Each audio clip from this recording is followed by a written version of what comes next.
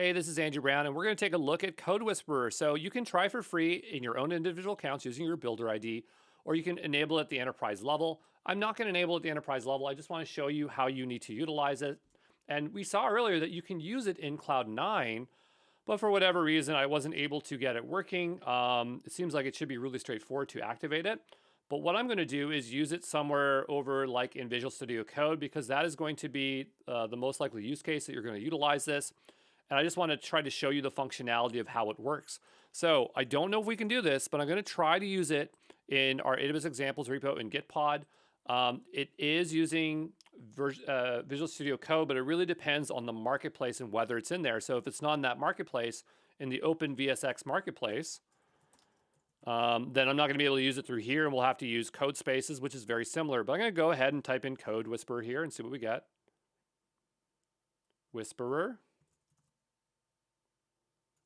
So type in AWS. And so I'm not sure. I can't remember if it's part of the AWS toolkit. Yeah, it is. And so it seems like we can utilize it in here. And so what I'm going to do is go to extensions on the left-hand side. I'm going to type in AWS toolkit if it's not already installed. And you can do this on your local VS Code or anywhere else. It's just, I'm doing it here because I don't want it to be persistent. I just want to install it once, I suppose. And I guess here we'll get CodeWhisperer and also Amazon Q, which I don't really care about that much. So here it says Q plus CodeWhisperer, so you can use them in combination. So I think one is the where you converse with them, and then one is completing your code. So we have those. But here it says use free, no AWS account required. That sounds really nice. I thought we did need it. So I'm going to go ahead and click this. It says go to the browser. This looks really easier than last time. I'm going to go ahead and open this up, and then it's going to ask us to put this code in. So I'm going to go ahead and just say, yeah, confirm and continue. I guess it's just saying, is this the same code? We'll allow the access for this. It's now approved. I'm surprised I didn't have to log into Builder ID. If you get a different experience, maybe you have to log into Builder ID. This is actually looking a lot better from the last time I used it.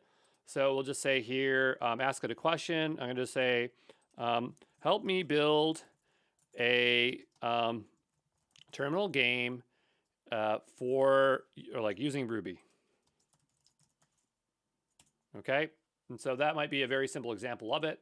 While we're doing that, I'm going to go ahead and make a new directory here, so mkdir, and we're going to say CodeWhisperer.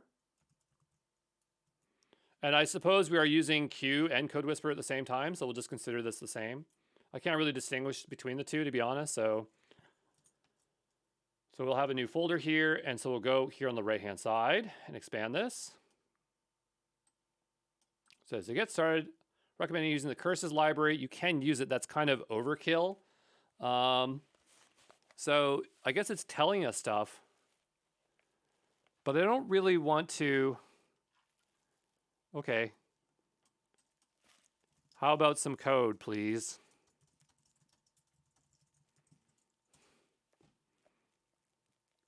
Because I don't want it to tell me where to find it and describe it to me. Give me some code. Come on. ChatGPT always knows what I want. So here is an example of this. So what I'm going to do is go over to Code Spaces, or sorry, CodeWhisperer, wherever we put that folder. And by the way, this is Q that we're using right now. It's not Code Spaces. I'm going to make a new file called main.rb. And then what we'll do is go back to our chat, which is over here. And I'm going to go down below, and I'm going to say insert a cursor. And so now we have this here. Notice that CodeWhisperer is trying to tell us to do stuff here. So right now I just want to run our app. So I'm going to go ahead into CodeWhisperer.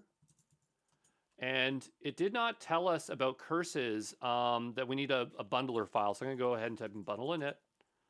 And I'm going to go back over to this file. And let's see if it knows what to put in here. I'm going to just type in gem. You used to have to like type stuff, but it seems like it's getting, like with CodeWhisperer, you used to have to like press a command for it to populate. So maybe it's getting a bit better and you're not having to do as much. But go ahead and type in bundle install. That's going to install our cursors extension. We're going to go back here. I just want to try out the game. I'm assuming this game doesn't do anything. And then we'll try to use CodeWhisperer to try to expand on it a little bit. We're not going to waste tons of time here, but we'll try to do as much as we can in a short amount of time. So I'm going to go ahead and run this. The way we're going to do that, we just can type in bundle exec. main.rb, or Ruby main.rb, sorry. And it already has a problem. So it says set color pair undefined. And so the issue is up here. So already this is not working. So the code it gave us is not great. Not from this, but from here. So I'm just taking a look here. Undefined method set color pair. So I'm going to type in curses here. And here it says init pair. So maybe that will fix our issue, because then we'll initialize it and then we can set it. So it doesn't know what this is, so we'll take that out. We'll hit up. There we go. And so now we have something. I tried hitting left to move left, but that did not work. So I'll go ahead and hit up again. And it's just quitting out as soon as it does that. So clearly there's supposed to be like a game loop. Game loop.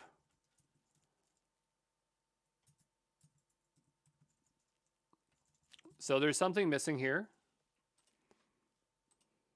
I'm going to go back to a queue. As soon as I press left or right, the program quits. And let's see if it can troubleshoot that. Again, that's not CodeWhisperer, that's Q, but we might as well just cover them both in this video. I'll probably update the video called CodeWhisperer and Q. So it says here, refresh, but close screen would mean that it closes it once it receives the input. And Getch is how it actually receives input. So what I'll want to do here is just say, I'll go up here and I'll just say close when pressing Q key. And I'm going here and I'm waiting for it to autocomplete, curses, close screen. So it's kind of helping us. I'm not sure why it does q.ord and not this up here, but we'll go run it and see what happens. So I'm just going to take this out, and the idea is this is going to just keep looping. Or it should anyway. Would it loop? That's something I'm not sure about. I think you'd have to like loop this. Game loop. So we'll go here and wait. Come on, CodeWhisperer, give me something. So there is a way to tell it to prompt. So I'm going to go here and tell it to do that. So I just click down below here to do that. There has to be a command for this. I'm going to go open settings. Okay. Hotkey to tell CodeWhisperer to prompt for code. Option C or Alt C. Okay, we'll try that. Control C. And so I'm looking down here to see if it's thinking. No. Alt C. There we go. And actually, that would probably be a better idea. So I want to accept that. I'm hitting tab and it's not accepting it. We could also control right click to do it. So right click. No, that. We'll try this again. So Alt C.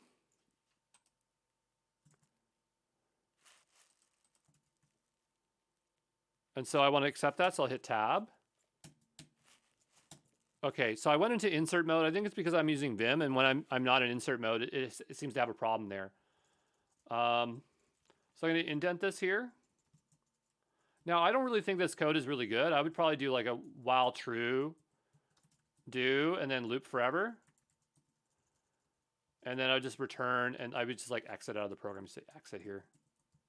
I'm not sure what code I want, 0 or 1, and I don't think it really matters. And so to me, this is what we'll do to hopefully get this game to work. So I'm going to go ahead and try to execute this again. And so I'm hitting left and right. And it's not exactly working. What if I hit Q? Does that work? No, but I have a Control C, I can get out of there. So I don't think that this is the right command. So I'm going to type in curses. And so now it's giving me the right letter. I'm going to try this again. I'm going to hit Q to exit out, and it exit out. But it's saying that it's uninitialized. It doesn't know what this is. So this is a bit confusing. So we'll say curses. Well, actually, we'll look this up. So we'll go back over to here. We'll say, what is the key to press, or like how do we check if the letter Q is pressed in curses? Let's see if it can help us out here.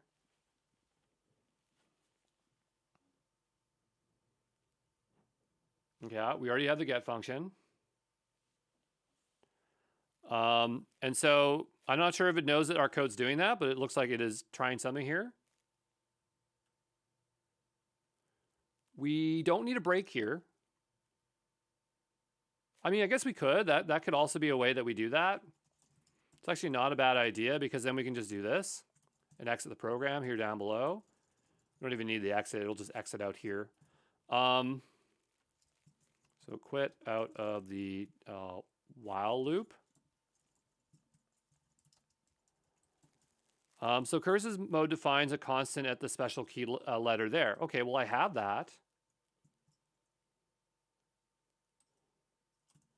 All right, and I'll paste this in here. And we'll see what it says. I'll try running this again. I hit Q, and that works. Okay, so maybe I have to require that at the top here, so we'll try this. Again, we're not really using CodeWhisperer, we're using Q more, but the point is just to show how both these tools work. Says that doesn't exist.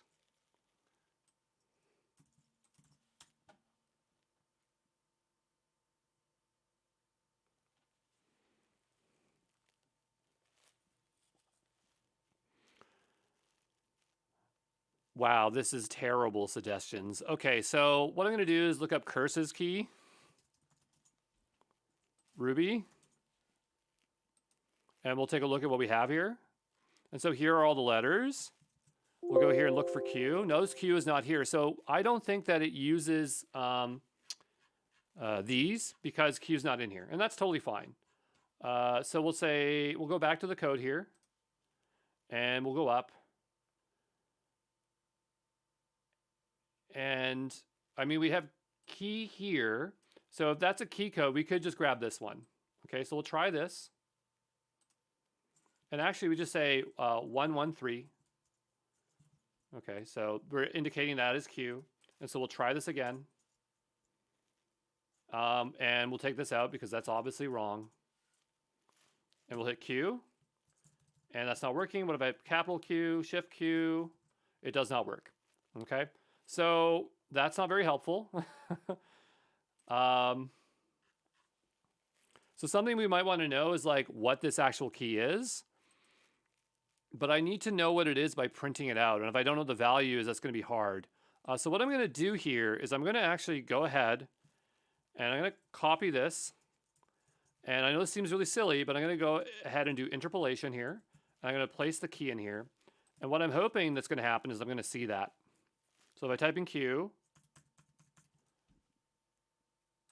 it didn't print anything there. Okay. I'll take this one out so I don't have to see that there. I'll try this again. Q. I don't know why it's printing player P up here when we took it out. So again, just going to carefully look for this again. Oh, it's up here, that's why. So I'm going to take it out here. And I'll hit up again, and I'll hit Q. So maybe it just matches on Q. What if I just do this? Q.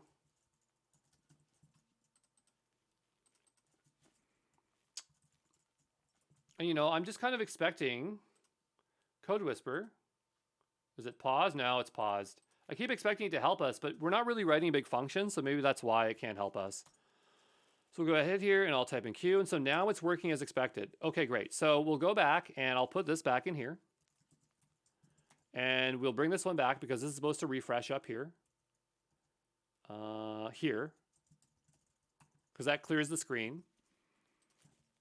And I want to quit this game here. And it's not working, so I'll go back over to here and we will just... Oh, you know what? It might be my browser. I'm going to give this a refresh. Sometimes Gitpod does this. And so I'll just refresh Gitpod. But, you know, I just want to get the movement going, and then we'll try to see if we can get CodeWhisperer to give us some good code. If we can get it to do that. So we'll wait a moment here for this to load. This is totally fine. I'm going to CD back into... Oh, this is still open. Great. Can I quit it? No. So I'm going to close this tab out. I'm going to CD back into CodeSpaces. This is just mad at me here today. CD CodeSpaces. CodeWhisperer, sorry. I keep saying CodeSpaces. And so we'll do bundle exec main Ruby or Ruby main.rb. Okay, so I'm hitting left, I'm hitting right, and neither of those are working. Cool, so if those don't work, I know that we know that this works like A and D, so I'll try those instead. I'll hit Q to get out of this. That didn't exactly work. And I'll hit up again. I can hit Q, that works, excellent. So now I'm hitting D, I'm hitting A. It's not exactly doing what I want, as it seems like it is going crazy here. But I think maybe the reason why is because this is not in the loop. So if we take this, then it'll actually, each time it will maybe fix this issue.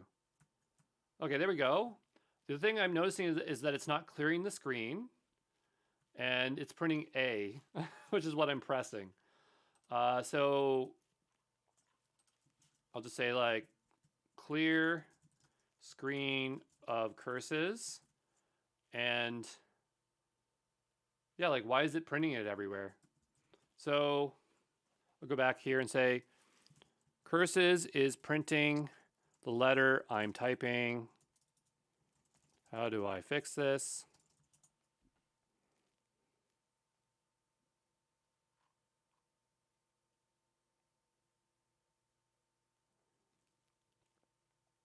It says it automatically puts the terminal C break mode if it disables the line in buffering.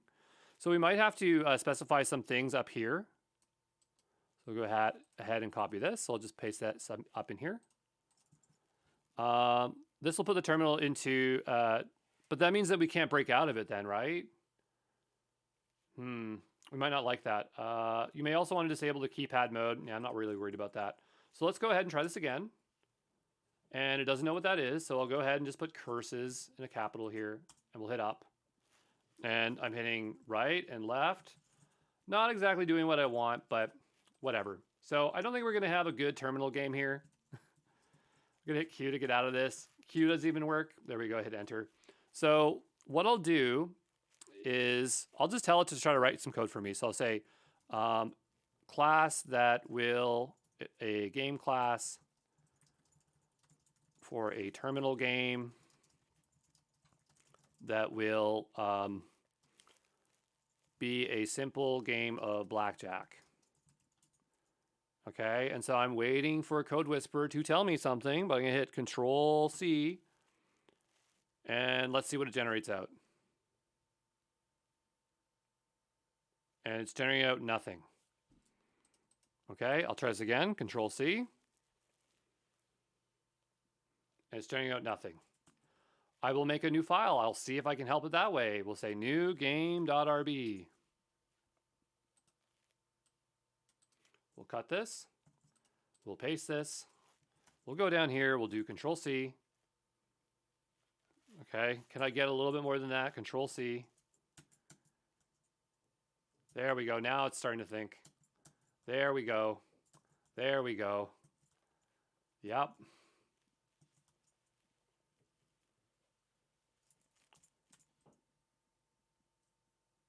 Come on, CodeWhisperer.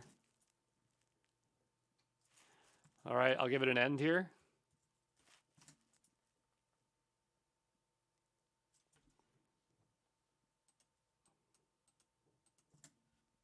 There you go. So we can see that it can do some stuff here. I'm not sure it's because if we're using the free version of it or if it's just like not great, but this is my experience with it. You know, so yeah, this is CodeWhisperer. Maybe I'm misunderstanding and like, you know, CodeWhisperer individual. Let's take a look here. CodeWhisperer individual pricing here. Let's go to the free tier and let's see what we have. Let's just read about this. Pricing is free to use. All right, let's just take a look here. So free in preview.